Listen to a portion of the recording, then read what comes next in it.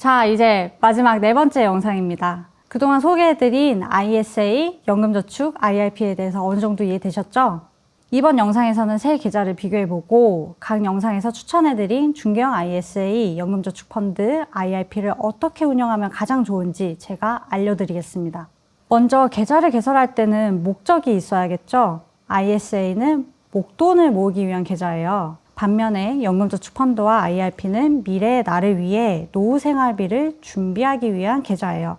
그래서 ISA는 3년 단위로 세금 혜택을 주고 연금저축펀드와 IRP는 매년 꾸준히 세액공제 혜택을 주는 것이죠. 그럼 누가 이 계좌들을 개설할 수 있을까요? 각 계좌마다 조건이 있지만 기본적으로 누구나 개설할 수 있습니다. 그 중에서도 연금저축펀드는 정말 조건 없이 누구나 개설 가능한데요. 그래서 연금저축펀드는 아이에게 증여용으로 활용하시는 분들이 있어요. 아이들 연말정산을 받지 않기 때문에 인출이 자유롭고 계좌에서 발생하는 세금도 아이가 55세가 됐을 때 조금만 내기 때문에 증여용으로 활용할 수 있는 괜찮은 계좌라고 생각합니다. 다음은 납입한도인데요. ISA는 연간 2천만 원까지 넣을 수 있어요. 연금저축펀드와 IRP는 합쳐서 연간 1,800만 원까지 넣을 수 있어요.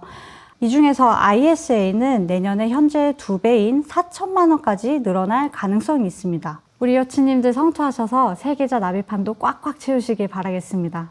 이제 세제 혜택 한번 살펴볼게요. 이게 바로 새 계좌의 가장 큰 매력입니다. ISA는 손실이 난 금액을 뺀 진짜 이익에 대해서만 세금을 매기는데 그 중에 200만 원 또는 400만 원에 대해서는 세금이 없고 나머지 금액에 대해서는 9.9%의 낮은 세율을 적용해요. 이 혜택은 내년에 더 커질 수 있다고 했죠? 그리고 연금저축펀드와 IRP는 합쳐서 매년 900만 원까지 세액공제 혜택을 받을 수 있고 최대 148만 원을 돌려받을 수 있어요. 여러분 이런 혜택 정말 드뭅니다. 정말 세 계좌 모두 안 할 이유가 절대 없습니다. 다음은 각 계좌에 담을 수 있는 투자 상품 비교해 볼게요. 세 계좌 모두 국내에 상장된 상품에 투자할 수 있습니다. ETF로는 코덱스 뭐뭐뭐, 타이거 뭐뭐뭐 이렇게 된 것들 있죠. 이런 상품에 투자할 수 있다는 말입니다. 차이점이라고 하면은 ISA는 좀 더 다양한 상품을 담을 수 있고 연금저축펀드는 주로 펀드와 ETF 위주로 투자할 수 있고 IRP는 좀 더 안정적으로 분류해서 채권 같은 안전자산을 30% 이상 담아야 합니다. 그럼 중도 인출에 대해서도 한번 알아볼까요? ISA는 우리가 넣은 돈, 즉 원금에 대해서는 자유롭게 인출이 가능해서 사실상 돈이 묶여 있다고 볼 수가 없어요.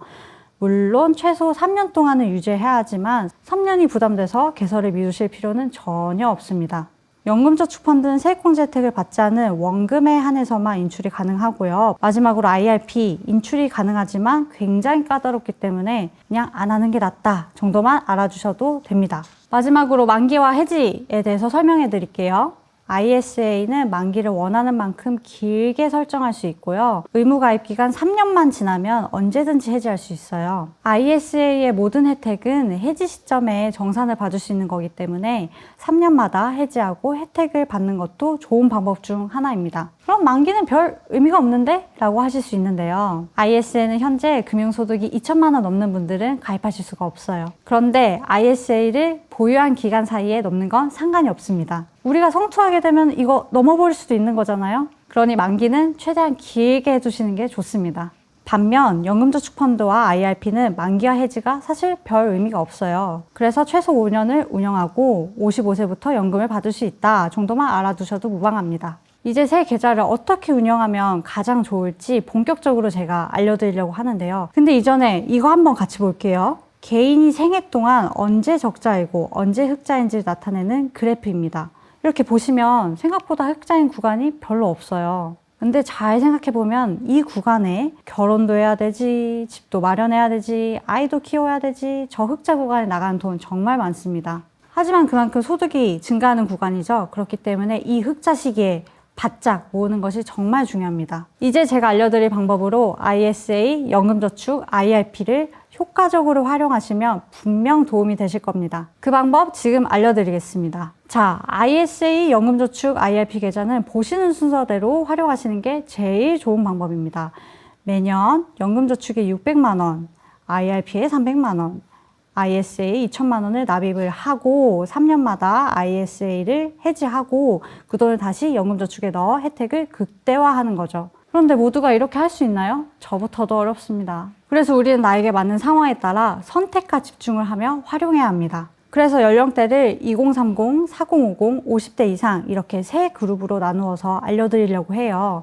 먼저 2030은 사회초년생, 예비부부, 신혼부부 등이 많이 속한 연령대인데요. 이분들은 ISA를 집중 공략하는 게 가장 좋습니다. 그 다음 4050은 유자녀 부부들이 많이 속한 연령대인데요. 이분들은 ISA와 연금저축펀드를 적극 활용하는 게 좋습니다.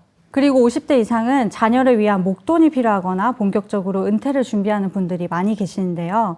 이분들은 세 계좌, ISA, 연금저축펀드, IRP를 모두 적극 활용해야 합니다. 그럼 이제 연령대별로 자세하게 알려드릴게요. 먼저 2030입니다. 20, 30대는 연봉을 점점 키워가는 연령대죠. 그래서 상대적으로 소득이 적어서 낼 세금, 즉 돌려받을 수 있는 세금이 적은 경우가 많습니다. 그 말은 연금저축, IRP에 꽉꽉 채워서 납입을 해도 결국 돌려받을 세금이 적다는 이야기예요. 그래서 2030은 목돈 만들기 계좌인 ISA를 집중 공략하고 3년 뒤 해지한 다음 연금저축에 납입하는 방법이 가장 좋습니다. 그때쯤이면 아마 연봉도 좀 더 올라 있을 테니까 더 돌려받을 수 있는 세금이 많아지겠죠? 그럼 2030을 연봉 3천만 원으로 가정을 하고 5년 만에 효율적으로 6,600만 원을 만들 수 있는 방법을 제가 지금 알려드릴게요. 방법은 간단합니다. 적금과 다를 게 없어요. 매월 85만 원을 각각 IS에 75만 원, 연금저축에 10만 원으로 각각 나눠서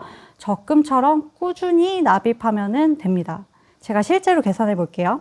복잡해 보이지만 색깔로 표시한 숫자들만 보시면 충분합니다. 각 계좌의 연간 수익률을 8%로 잡았을 때 매월 85만 원을 각각 ISA와 연금저축에 나눠 넣으면 5년 후에 6,600만 원이 만들어집니다. 그 과정을 좀 더 자세하게 살펴볼게요. 소득이 적어도 돌려받을 세금이 아예 없는 건 아니기 때문에 매달 연금저축에 10만 원을 넣고 연말정산 때 환급받은 금액은 다시 ISA로 투자합니다. 3년이 지난 후에 해지 금액을 연금저축으로 옮기면 더 많은 세금을 환급받을 수 있어요. 이 과정을 계속 반복하다 보면 5년 후에 6,600만 원을 만들 수 있습니다. 그 다음은 4050입니다. 40, 50대는 생애주기 적자표에서도 보셨듯이 상대적으로 소득이 높아요. 그렇기 때문에 낼 세금, 즉 돌려받을 세금이 더 많은 편이에요. 그래서 세액공제 혜택을 최대한 누릴 수 있도록 연금저축 납입을 높이고 주택 마련과 자녀 교육비 등에 필요한 목돈을 ISA 계좌로 마련하는 게 가장 좋습니다. 그럼 40, 50대 연봉을 6천만 원으로 가정하고 5년 만에 효율적으로 1억 4천만 원을 만들 수 있는 방법 지금 알려드릴게요.